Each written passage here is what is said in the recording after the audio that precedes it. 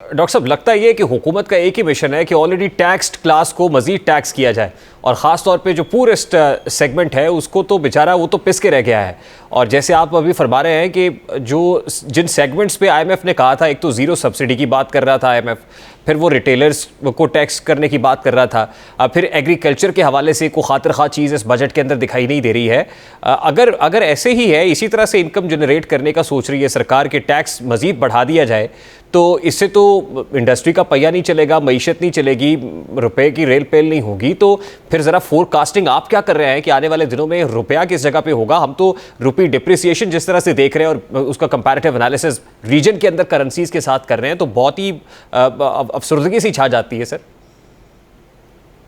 دیکھیے، ایک دو تین چیزیں ایسی ہیں بجٹ میں جو کہ واقعی بہت زیادہ پریشان کن ہیں.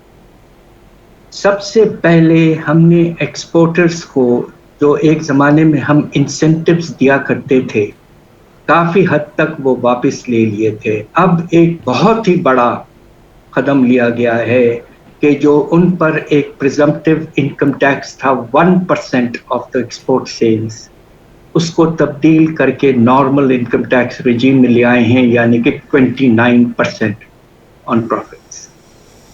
ہمارا اس وقت فیوچر اس پہ ہنچ کرتا ہے کہ ہم اپنے برآمدات کو بڑھائیں.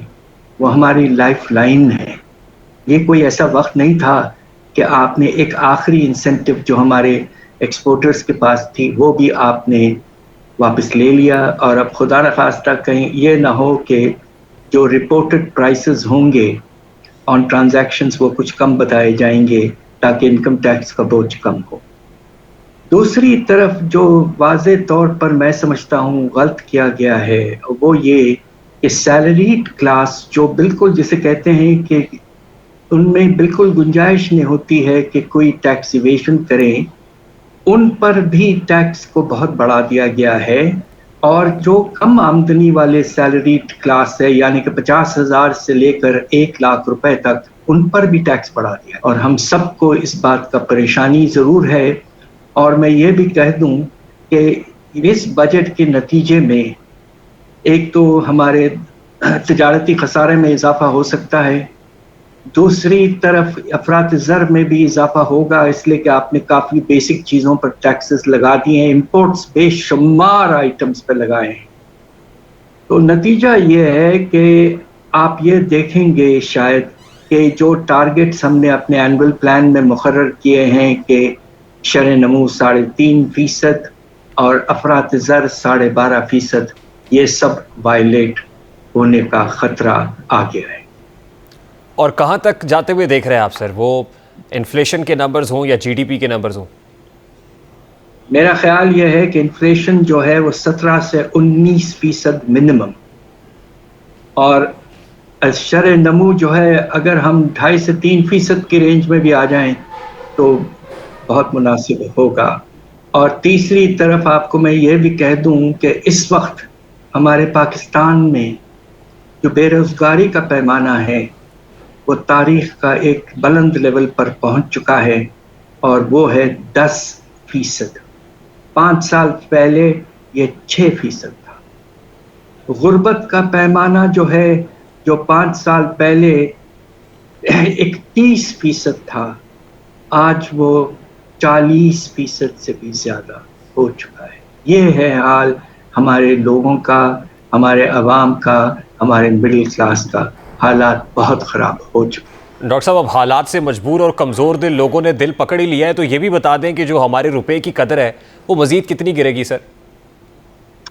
دیکھیے، یہ جو ایکسپورٹس پہ جو اقدامات کیے جا رہے ہیں نامناسب سے، اور دوسری طرف آئی ایم ایف کے ساتھ اگر آپ پروگرام میں چلے جاتے ہیں 3 سال کے پروگرام میں، تو آئی ایم ایف کا ایک بیسک ریکوائرمنٹ یہ ہوتا ہے کہ exchange rate must be market based. اب پچھلے سال تو آپ نے دیکھا کہ ماشاءاللہ اسٹیٹ بینک آف پاکستان اور مختلف اداروں نے مل جل کر روپے کو بالکل جسے کہتے ہیں نا کہ ایک دم دبا کے رکھ دیا، اور ایکسچینج کمپنیاں ڈبل مارکیٹنگ وغیرہ سب بند، سب ماشاءاللہ کم کیا. اور سب سے زیادہ جو کیا کہ کے درآمدات کو کنٹرول کیا فزیکلی. یہ چیزیں ایسی ہیں کہ physical control over imports IMF does not accept.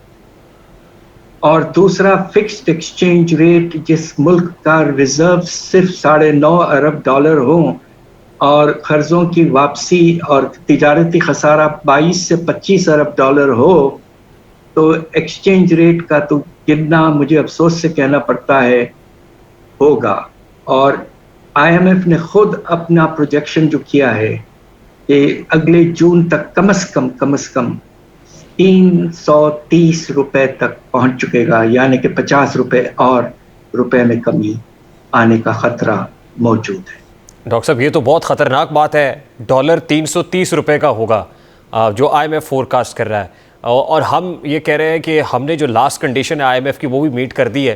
وہ بجلی کے نرخ بڑھانا ہو، گیس کے نرخ بڑھانا ہو، یہ اس لیے کہ تاکہ اسٹاف لیول ایگریمنٹ جو ہے ہمارا شروع ہو سکے. کچھ $6 بلین سے $8 بلین کا جو نیا جو معاہدہ ہے ہم اس میں جانے کی بات کر رہے ہیں. تو what are you looking at? کیا اس سے بھی کوئی خاطر خواہ کو بہتری جو ہم کہہ رہے ہیں یا حکومت بتا رہی ہے وہ آ جائے گی؟ یہ تو بالکل ایسے ہی ہے جیسے ہمارے یہاں موسم ہے، فور کاسٹ تو بہت اچھی ہوتی ہے لیکن وہ موسم اچھا ہونے کا نہیں ہے. جی آپ بالکل ٹھیک کہہ رہے ہیں. بات دراصل یہ ہے کہ جب آپ IMF پروگرام میں جاتے ہیں تو ہوتا یہ پاکستان کا جو ٹریک ریکارڈ ہے، علاوہ پچھلے 1 سال کے اسٹینڈ بائی فیسلٹی کے ریکارڈ بہت خراب ہے پاکستان کا. اور 2019 سے 2022 کا جو ایکسٹینڈڈ فنڈ فیسلٹی تھا 3 سال کا، اس میں آپ نے دیکھا جو حشر ہم نے کیا تھا، اور نتیجہ یہ ہوا کہ 22 کے اینڈ تک ریزروز بہت کم ہو چکے تھے. ڈاکٹر صاحب IMF تو سبسڈیز کٹ کرنے کی بات کرتا ہے، مگر ہمارے ہاں حکومت نے کیا یہ ہے کہ جو اشرافیہ ہے اس کو مزید سبسڈیز دے دی گئی ہیں، اور جو لوور انکم کلاس ہے یا غریب طبقہ ہے اس پر ٹیکسز اس قدر بڑھا دیے گئے ہیں کہ دودھ بچوں تک جو ہے نا وہ دودھ پہنچانا مشکل ہو گیا ہے. الیکٹریسٹی جو بلز ہیں، ٹیرفز ہیں، اتنے انکریز ہو گئے ہیں کہ عوام سڑکوں پر ہیں. گیس کی پرائسز انکریز ہو گئی ہیں، پیرشیبل آئٹمز کی جو قیمتیں ہیں وہ آسمان سے باتیں کر رہی ہیں. یہ دو انتہائیں ہیں. تو بجٹ سے ایک عام آدمی کو کیا ملا ڈاکٹر صاحب؟ بسم اللہ الرحمن الرحیم. آپ نے جو سمری دیا ہے بجٹ کے فیچرز کے بارے میں سمجھتا ہوں کہ کافی حد تک مناسب ہے. دیکھیے ہم سب کا خیال یہ تھا کہ یہ بجٹ میں 2 خاص چیزیں ہوں گی. ایک تو یہ کہ نمایاں طور پر کوشش یہ ہوگی کہ جو ہمارے فیڈرل گورنمنٹ اور پروونشل گورنمنٹس کے جو روزانے کے کرنٹ خرچے ہیں ان میں کسی نہ کسی طریقے سے سگنیفیکنٹ کمی لائی جائے گی. دوسرا خیال یہ تھا کہ ٹیکسز کے نظام کو بہتر کرنے کے لیے جو انکم ٹیکس کا جو کوریج ہے اور جو اس کا بیس ہے اس کو پھیلایا جائے گا، اور جو ہمارے ملک کے اشرفیاء ہیں ان کو جو بے شمار کنسیشنز ملے ہیں وہ کم کر دیے جائیں گے. اور تیسرا یہ خیال یہ تھا کہ ریلیف کا جو پیمانہ ہے بجٹ میں وہ بڑھے گا، اور کوشش یہ ہوگی کہ بے نظیر انکم سپورٹ پروگرام کو واضح طور پر بڑھایا جائے. یہ 3 نمایاں فیچرز تھے ہم سب کی ایکسپیکٹیشنز، مگر ود آل ڈیو ریسپیکٹس ایسا نہیں ہوا. اس بجٹ میں آپ یہ دیکھیں کہ خرچوں میں بے پناہ اضافہ.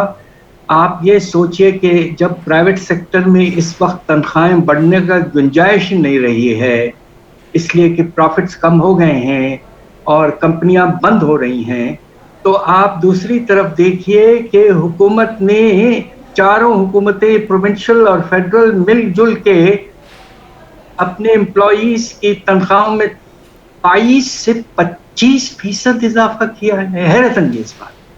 اس سے خرچوں میں بے تحاشا اضافہ ہوا ہے. دوسرا جو آپ کے اسٹیٹ اونڈ انٹرپرائزز ہیں ان پہ جو خرچے بجٹ میں ہیں فیڈرل بجٹ میں، اس میں تقریباً 50% اضافہ ہے، یعنی کہ 1800 ارب تک لے کے چلے گئے ہیں ان خرچوں کو. تو واضح طور پر یہ بات بالکل ثابت ہو چکی ہے کہ کوئی کمی نہیں کی گئی خرچوں میں.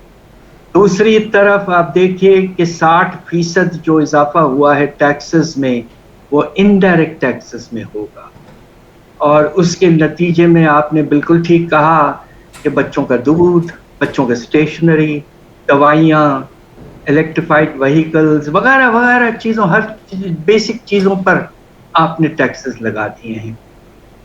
तो जो अमीर तबका है उन पर हमारा ख्याल ये था कि प्रोविंशियल गवर्नमेंट्स कम से कम एक कदम आगे बढ़ेंगे एग्रीकल्चरल इनकम टैक्स लाने के लिए, और दूसरी तरफ हमारी फेडरल गवर्नमेंट जो है बड़े ट्रेडर्स वगैरह, बड़े प्रॉपर्टी ओनर्स को लाने की कोशिश करेंगी टैक्स नेट में। ऐसा नहीं हुआ है। तो with all due respects it's a disappointing budget.